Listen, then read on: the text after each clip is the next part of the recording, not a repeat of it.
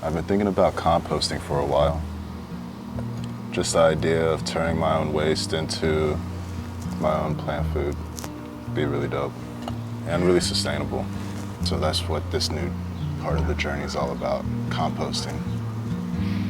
I always have stuff left over after breakfast, like eggshells, the parts of peppers that you don't eat, coffee grounds after you make coffee in the morning, grass clippings, fruits and vegetable waste. The idea of taking all of that type of stuff and making your own plant food has been blowing my mind for a while. I always had an excuse to why I haven't done it, space being the main restriction. But with a couple of the designs that are out today, even if you're in an apartment complex, you could get one of these compost tumblers like the kind I have behind me right now, and you could create large amounts of compost at home.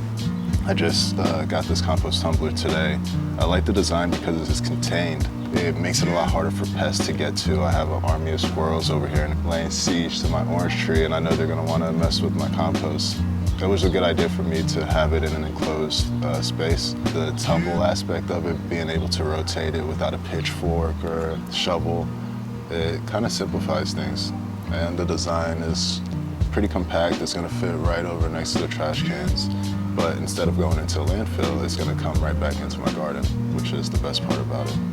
Things that you could compost that you would normally throw in the trash are things like banana peels, coconuts, eggshells, parts of peppers that you normally don't eat, apple cores, coffee grounds, tea bags, coffee filters, white and black newspaper. A couple of things that they would normally say not to compost are things like animal poop, human poop, or colored paper because of the wax. The main reason why they say not to use those type of compost is because of parasitic reasons, health reasons if you're going to use it in a vegetable garden, because it's really hard to decompose when it's covered in wax or attracting pests like raw meat would.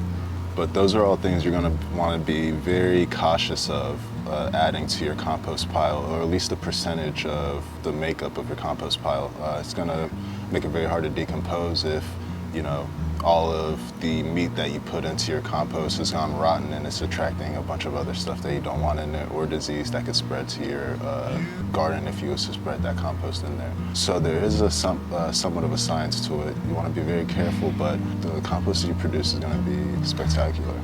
And you can cut back on, like I said, like a quarter of the waste you send to the landfill every year, which is dope.